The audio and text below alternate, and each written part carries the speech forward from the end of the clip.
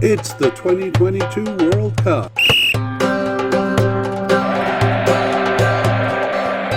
It's Ecuador's players. Hello and welcome to the International Soccer Preview by Soccerphiles Canada. I'm Kevin and today we'll be looking at Ecuador's squad for the... We interrupt this mediacast with a bold and slashing edit, a brief introduction to the shortened player series. It's basically the last section of the full-length version. There we examined the formation up until June 2022. We also went through all the players who had recently appeared for the national team and judged the likelihood of their making the squad and giving information on their history and standing with the squad. For this mediacast, we have washed all that chatter out and are panning down to the nugget. We hope it incites your interest in the full-length version, the link to which is available in the show notes. So now, joining in progress.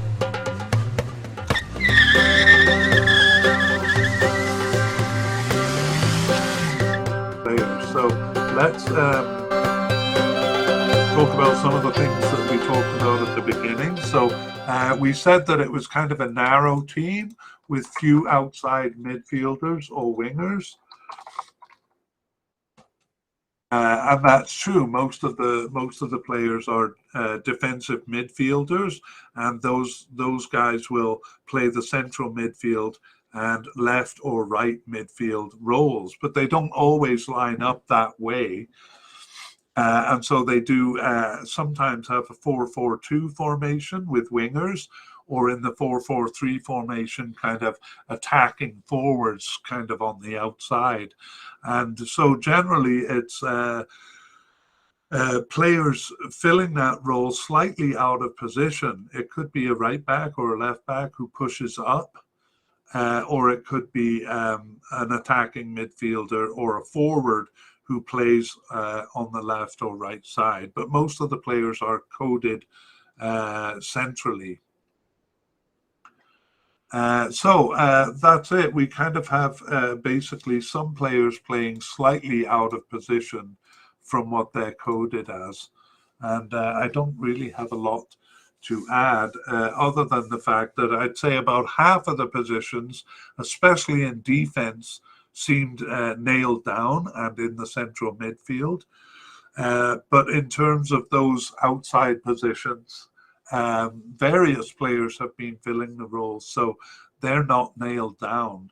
And even the forward line, Michael Estrada and Enrich Valencia and Plata seem fairly nailed down, but there are other players kind of coming in to those positions once in a while.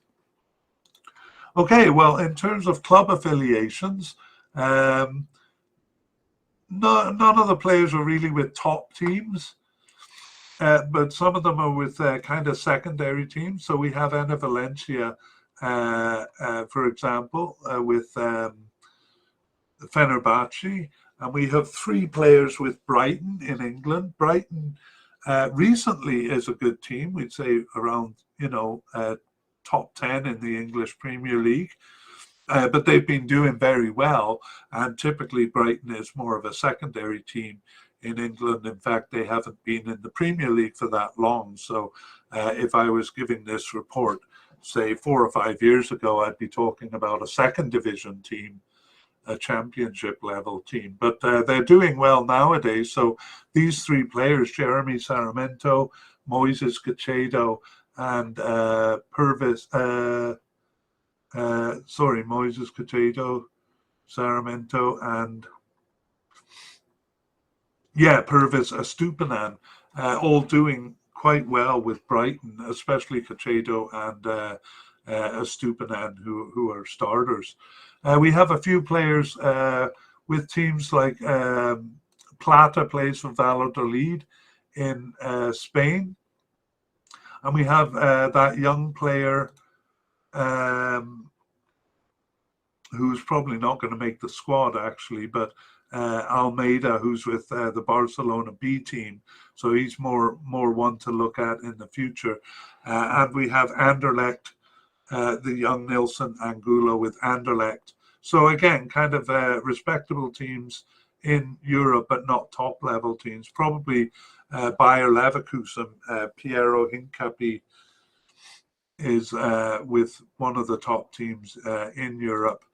Outside of Europe, though, we have a few playing in Mexico and USA for decent teams, and then some playing for example, Santos in Brazil or Newell's Old Boys in Argentina. Respectable teams in or among the top teams in South America there. So yeah, I'm not sure how much of an impression that gives. Otherwise, they'll all be playing for the top teams in Ecuador, but actually there aren't many playing in Ecuador. Most of them, of course, started with those teams, but have moved on to the other countries that I've been talking about here. Okay, in terms of age and experience, I said I've been putting together this little chart to compare World Cup teams. So one of the things we consider is the total players under consideration. Those are players who are either definite, likely, or possible. And it's interesting to see how many there are. So fairly tight teams will have fewer players, and teams experimenting with a lot of players like Ghana will have more players. I'll use Qatar as an example of a team that has just kind of 26 players on the table. So they've pretty much decided on their World Cup final squad. Well, Ecuador is kind of at the high end, and that fits in with what I say. So they kind of decided on some positions, especially in defense, in the defense and in the central midfield, but not so much on the wings, and forwards is somewhere in between. So they seem to be considering still a few players under consideration. So 33 is on the high end. The average for the teams I've done so far is 30, and that kind of fits in with what we're saying. So still a bit undecided on their final squad. The average age of all those players is 25.4, and we did note that during as we went through the players, that a lot of them got their start in 2019, and there weren't a lot of players who were on the squad before that. So that fits in with them being fairly young on average. So usually 25 to 27 is the range, and Ecuador is 25.4 years old on average. So that is maybe a year and a half to 2 years younger than average. Actually, it is the youngest team that I've looked at so far, but only by 0.3. Average number of caps kind of goes along with that. So this is very low, actually, at 19.7 per player. Average caps per player is 19.7. And the overall average is 27 there. So that suggests they're bringing in quite a few younger players, and fits in with what we said, that a lot of them don't have tournaments before 2019. Total goals among all of those players is very low at 77. So they're not a scoring team, and we'll take a look at that shortly. But it's a total of 77, which is one of the lowest among the teams I have. Qatar is very high, Netherlands is high, and Ecuador is low. So that works out to 2.3 goals per player, which again is kind of low compared to other teams. And I do have a graphic here, just a kind of an interesting one. So, this is for a bit later when we look at the forwards. Okay, so we're gonna talk about the position. So on defense, what's there to look for? Well, the back line is fairly stable. But the starting goalkeeper is a bit of a question mark. Who is going to be their starting goalkeeper? They have well, I won't go through the names again, but when we go through the team, you'll see that there's no defined starting goalkeeper. In the midfield, I guess the consideration is who are going to be the wide midfielders. So they seem to be a bit undecided right now, and in fact, the right defender is usually playing as a right midfield, or sorry, the right winger. You know, it's kind of unsettled on the right. Just let me put it that way. In the attack, we have, again, kind of undecided. I would say their main attacker is Ener Valencia, because he'll definitely be there. And Gonzalo Plata and Eric Estrada, and Michael Estrada are usually there, but again, it's not nailed down. For example, in their 3 recent friendlies, they've used 3 different centre forwards. So a little kind of uncertain who's going to end up in that position. We thought it would be Michael Estrada for the Copa America in 2021, and we were taken by surprise there. So let's look at some of the new players. Now, I could give a long list of players who got their start in 2021, but that would be kind of naming half the players on the team. So I'm going to limit this to players who have joined the team since 2021, or at least who didn't play in the 2021 Copa America.